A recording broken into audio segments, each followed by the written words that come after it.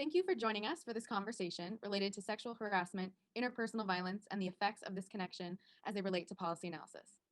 My name is Kathleen, and presenting with me today are Jessica and Melissa. If we had a live audience here today, we would certainly ask and accept some answers to this question. How would you define sexual harassment to someone completely uneducated or unaware of the topics? We would take some time to delve a bit into this group's beliefs and understandings regarding sexual harassment. Even though this is recorded, this question is still relevant to your mindset about this topic. We encourage you to take a moment to do a brief self-inventory regarding how you would respond to this question, and do you have any biases based on your own personal experiences? We too had to do a self-check for biases and relatable experiences. It was our goal to recognize possible biases could exist as three women from different generational eras investigate this topic. We found our past experiences helped frame the lens and filter for our work here. So before we begin our presentation, we want to name and acknowledge our own bias. Not only were both of the article's authors white, cisgender, heterosexual individuals, but we are also all three female women who are heterosexual, cisgender individuals. Our own biases that we brought to the analysis of an issue as contextual and personal as sexual harassment is crucial to note, as the language of the article evaluated sexual harassment and interpersonal violence. As it relates to women mostly, and as women ourselves, we have all in small or large ways experienced sexual harassment. We bring our own identities into the conversation, as we hope you will do the same, evaluating your own biases and questioning what identity markers of your own affect your interpretations of sexual harassment and interpersonal violence. So as we dissected the article, we found several areas interesting and valuable to bring to this discussion, and we chose to select the themes we found most relevant to the policy analysis work of this class. We determined that creating an understanding of IPV, or interpersonal violence, and its relationship to sexual harassment was a strong first theme here. And as the article developed this relationship between IPV and sexual harassment, the authors shared analysis of data, and they created visual aids to aid in this analysis. The article also spent time outlining sexual harassment and the timeline of how this abusive practice has become a larger part of conversations and perceptions, both socially and in work environments. This historical data led to our investigating the theme of sexual harassment as it relates to policy creation and analysis. We will share a backdrop, timeline, and implications of historical context in current policy adoptions and changes. And as we have learned in this class, the policy arena often has many actors and influences playing a part in the overall landscape.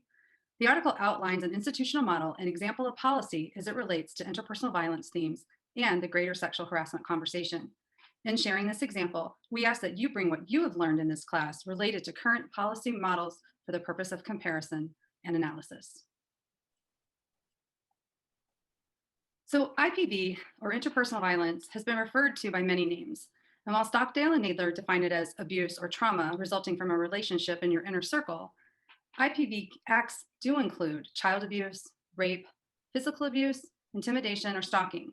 The World Health Organization has categorized IPV into two specific types based on a specific target. Research has traditionally treated sexual harassment and interpersonal violence as separate, but this has turned out to be misguided. The authors worked to create a framework, a four-quadrant matrix, to help explain the relationship between these two. In this framework, Quadrant 1 describes an experience of interpersonal violence that precedes sexual harassment when the incident has been committed by a partner or family member. Quadrant 2 shows IPV preceding sexual harassment when the interpersonal violence has been committed by strangers or others. But IPV and sexual harassment can also happen concurrently. As seen in Quadrant 3, it shows co-victimization by an intimate partner. For example, a dissolved workplace romance that turns into sexual harassment. Often, the victim will experience sexual harassment and sexual assault simultaneously. And then Quadrant 4 shows co-victimization when a person experiences harassment and violence at the hands of the same party, considered a stranger or other. This happens in organizations whose cultures are prone to sexual harassment, such as the military and other male-dominated work environments. In subsequent research conducted by Stockdale and Nadler in 2013, they again found a link to interpersonal violence and sexual harassment when looking specifically at women who have experienced documented abuse. They determined that sexual harassment is a form of interpersonal violence and make suggestions for health providers and employers to be sensitive to the correlation. So, sexual harassment, the definition used by Stockdale and Nadler, has three elements, and they call it a psychological framework from 1997. The first is gender harassment. This can be verbal, physical, or symbolic gestures that convey insulting, hostile, and degrading attitudes about women. The second is unwanted sexual attention. For example, unwanted offensive looks, comments, telephone calls, emails of a sexual nature. And third and finally, sexual coercion. That's extortion of sexual cooperation in return for job-related considerations. And we see in this example that the authors share the story of a comprehensive abuse scenario. You must be next out of since you look darn good under those clothes. Sense of humor, ladies. Uno, numero uno. They know things ain't hard. They've been changed. You're gonna cry. Mind your mouth? Short one body. You got a nice body. You fatties.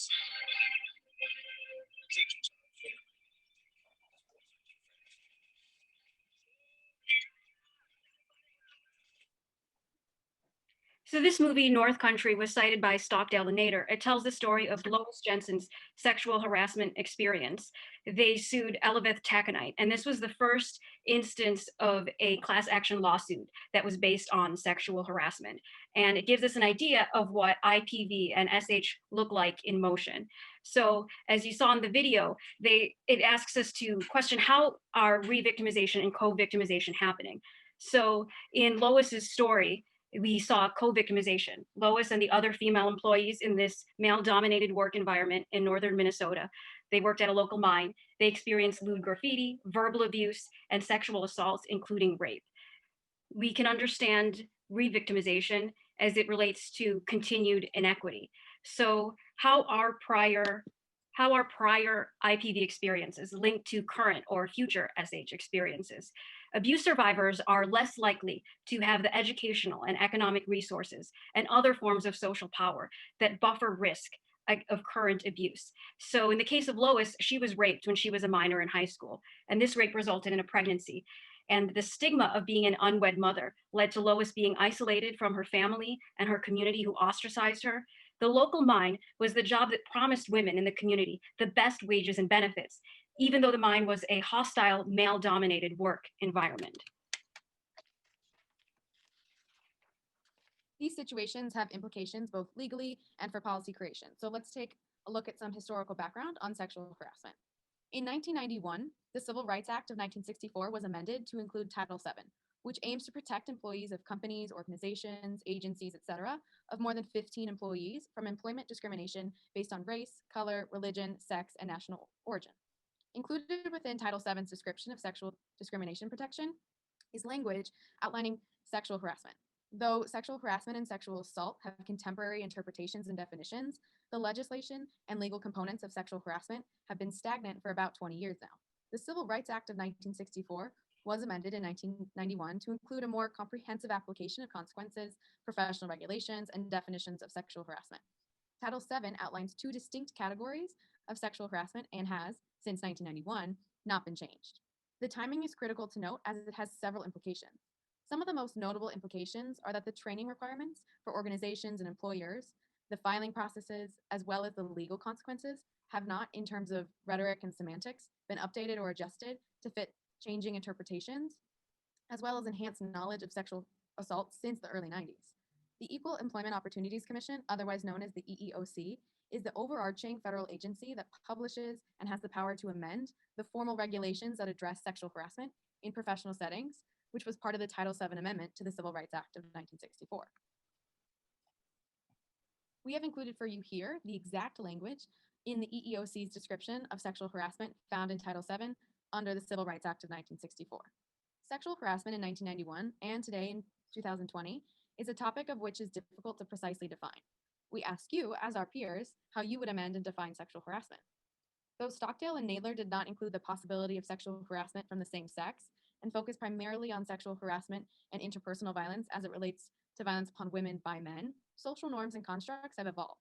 Not only do we see how the incremental policy model could be directly applied here, as we could adjust and amend the language to be more widely gender inclusive, but we also see the need for an amendment to include online interactions as well in this policy.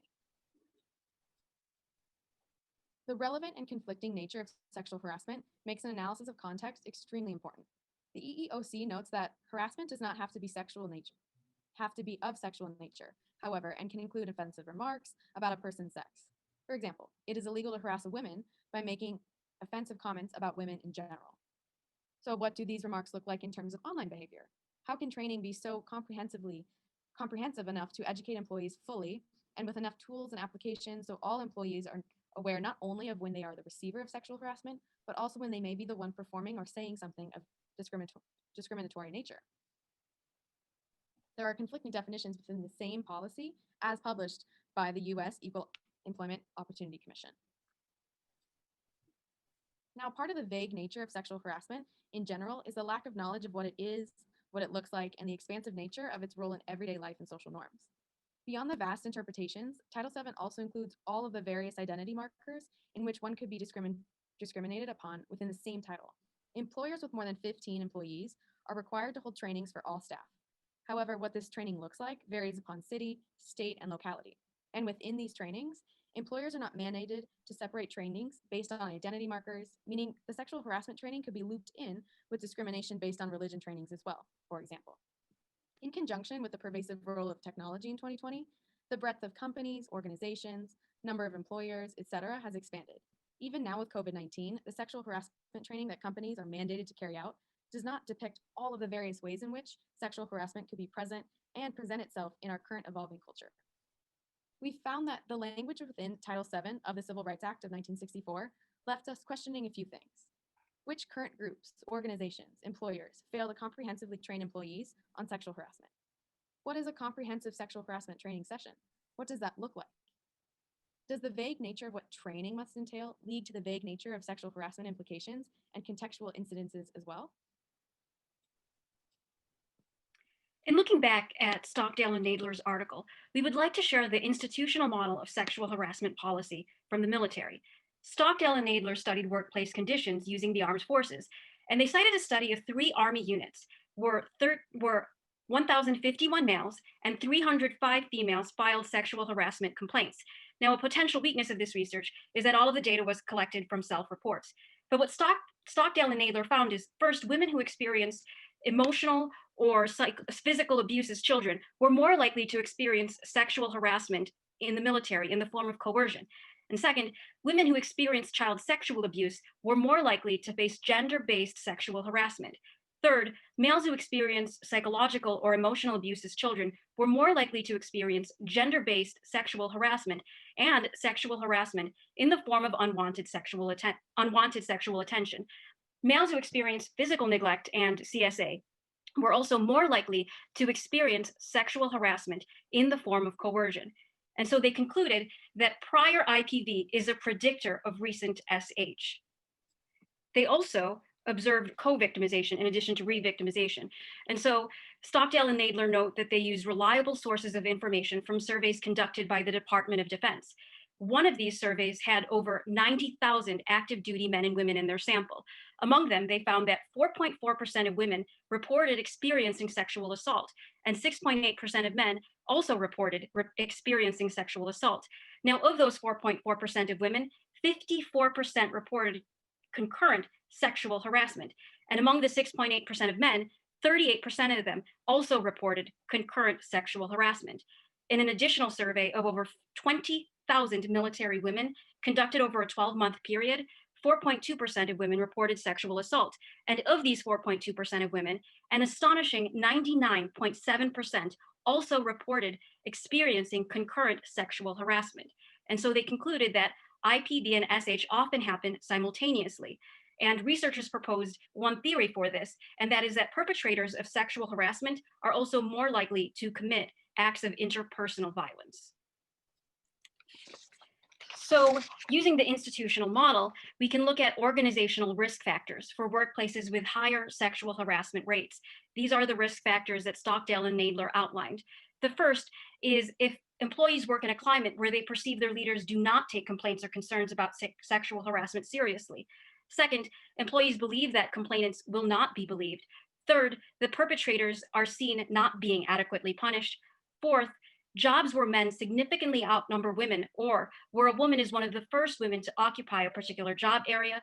Fifth, attributes of the job are masculinized or sexualized, as seen in the military. And sixth, boundaries between work and non-work settings are blurred. And so they concluded, it's not enough that a policy exists, that policy must be implemented.